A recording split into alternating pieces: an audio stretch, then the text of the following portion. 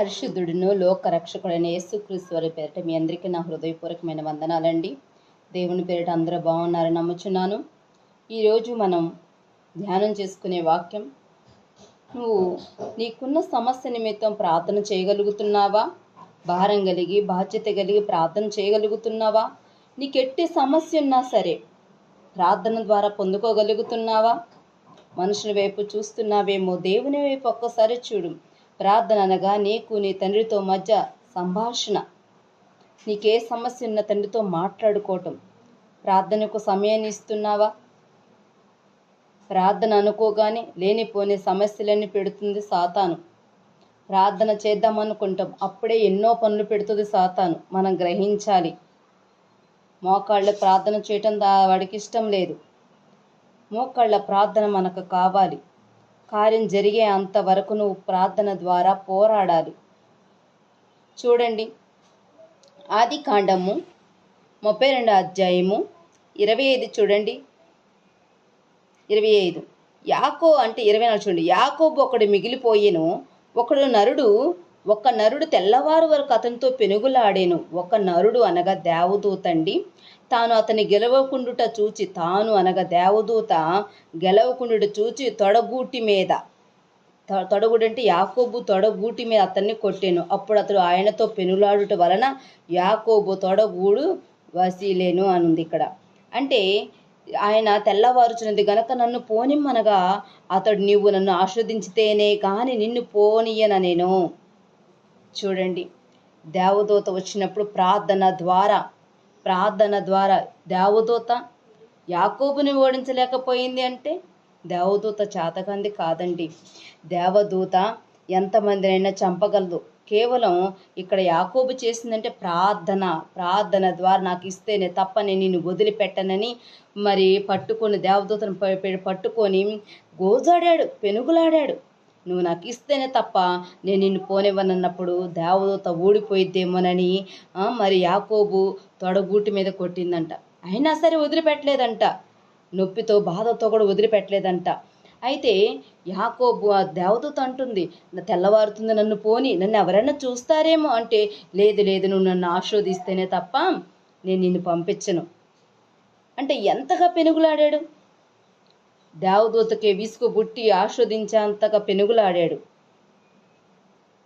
ఈరోజు నీకున్న సమస్య నిమిత్తమై నువ్వు ఎందుకు దేవుని దగ్గర గోజాడలేకపోతున్నావు, పెనుగులాడలేకపోతున్నావు?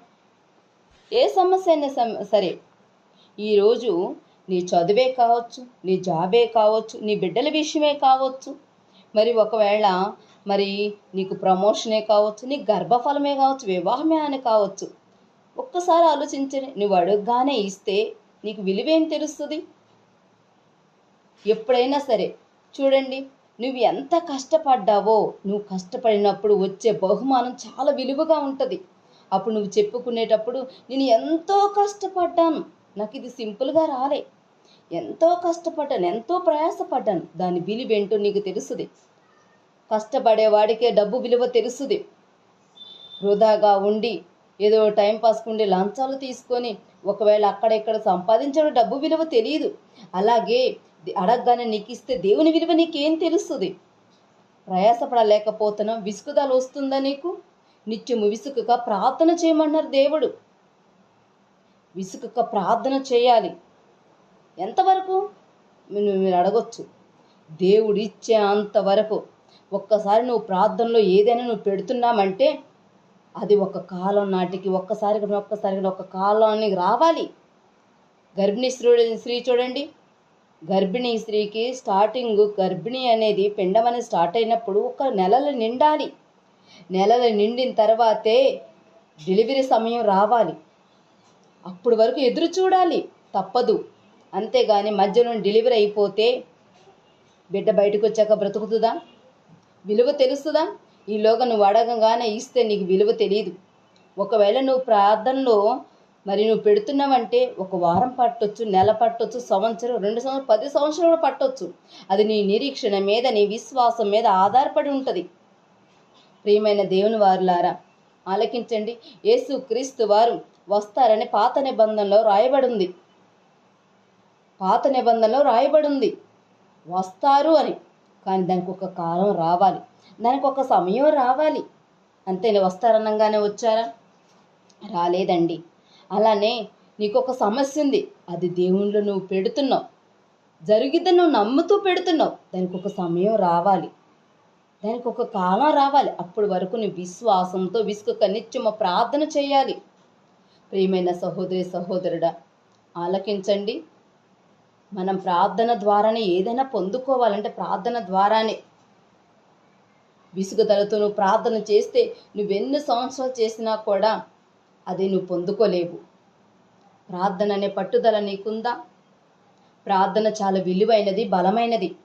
సొలొమోను గారి మందిరాన్ని కట్టి, దేవా, ఈ మందిరం వైపు ఎవరైతే చేతులు చాచి ప్రార్థిస్తారో, ఒకవేళ వాళ్ళు ఏదైనా తప్పుని చేసినప్పుడు వారిని క్షమించయ్యా, వాళ్ళకి కావాల్సిన ప్రతి ఒక్క అవసరతలు తీర్చమని సొలొమోను గారు ప్రార్థన చేసినప్పుడు దేవుడు అన్నాడు, ఇదిగో నీ ప్రార్థన నేను ఆలకించాను.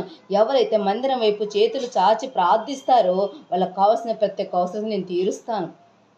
ప్రార్థన, ప్రతిదీ ప్రార్థన. అబ్రహాము గారు ప్రార్థన చేస్తే తనకిచ్చిన వాగ్దానాన్ని పట్టుకొని అబ్రహాము విశ్వాసంతో వెళ్ళిపోమన్న చోటుకల్లా వెళ్ళిపోయి అక్కడ ఏ ఊరు చెప్పుకోకుండా వెళ్ళిపోయాడు.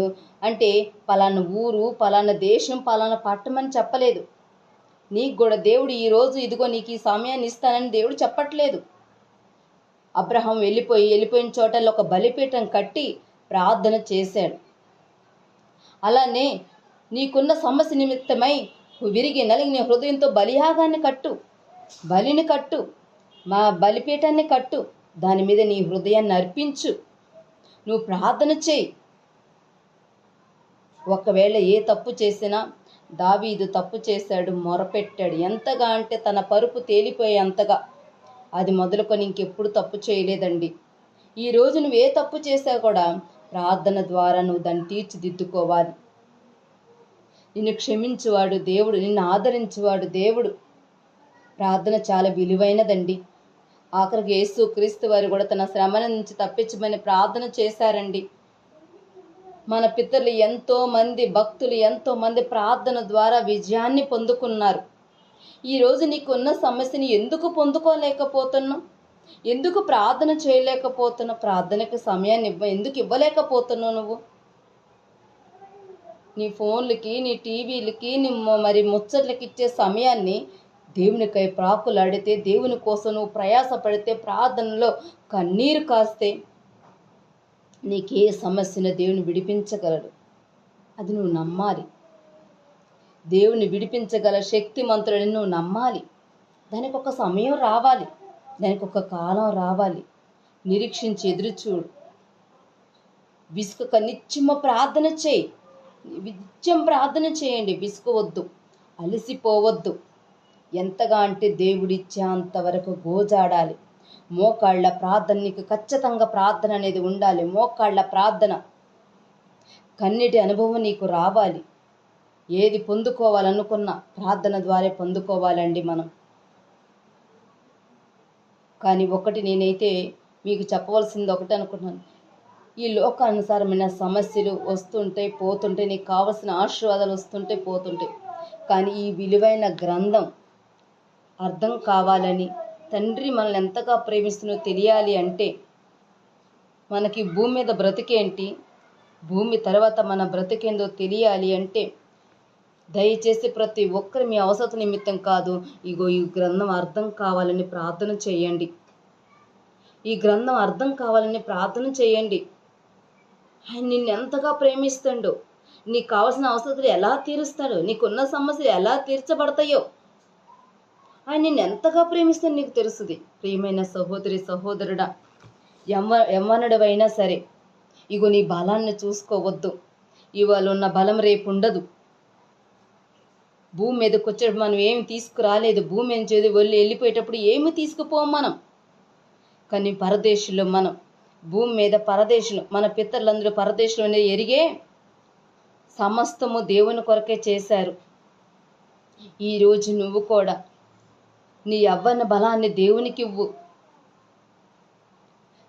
నువ్వు ఎప్పుడైతే దేవునిలో ఉంటావో నీ ప్రతి సమస్య తీర్చబడుతుంది. దయచేసి ప్రతి ఒక్కరు కూడా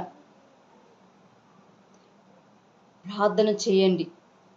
ప్రతి ఒక్కరు నేను నిత్యం మీ కొరకు మేము ప్రార్థన చేస్తున్నాం. ఎంతమంది అయితే యూట్యూబ్ ద్వారా చూస్తున్నారో, హైందవ సహోదరులైనా, ముస్లిం సహోదరులైనా ఎవరైనా సరే, దయచేసి మేము మీ అందరి కొరకు ప్రార్థన చేస్తున్నాం. ప్రార్థనలో ఉండండి. మతం మార్చుకోమని మేము అడగట్లేదు మిమ్మల్ని. మనసు మార్చుకోండి. విరిగి నలిగిన హృదయానికి దేవునికి ఇవ్వండి. దేవుని వైపు తిరగండి.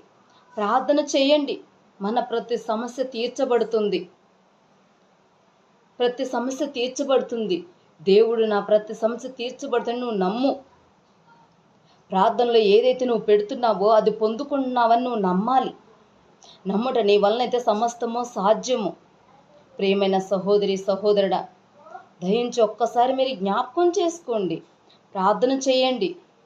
ప్రార్థన ద్వారా నువ్వు ఏదైతే సరే, ఒకవేళ సాతాను శక్తుల ద్వారా అయినా, శత్రు సమస్యలని ఏదైనా సరే మరి ప్రార్థనలో నువ్వు అది పెట్టినప్పుడు నువ్వు అది పొందుకుంటావు. దాని నుంచి నువ్వు ప్రార్థన ద్వారా ఎవరినైనా సరే, ఎంత కఠినమైన హృదయాలనైనా సరే నువ్వు ప్రార్థన ద్వారా జయించగలవు. నీకే సమస్యను ప్రార్థన ద్వారా నువ్వు పొందుకోగలవు. దయచేసి ప్రతి ఒక్కరు ప్రార్థనకు సమయాన్ని ఇవ్వండి. ప్రార్థించండి. నువ్వు చేసే ప్రతి పనిలో దేవునికి తోడుగా ఉన్నప్పుడు ఖాళీ సమయంలో మోకాళ్ళ ప్రార్థన చేయండి. ప్రతి ఒక్కరు ప్రార్థన చేయండి. చూడండి,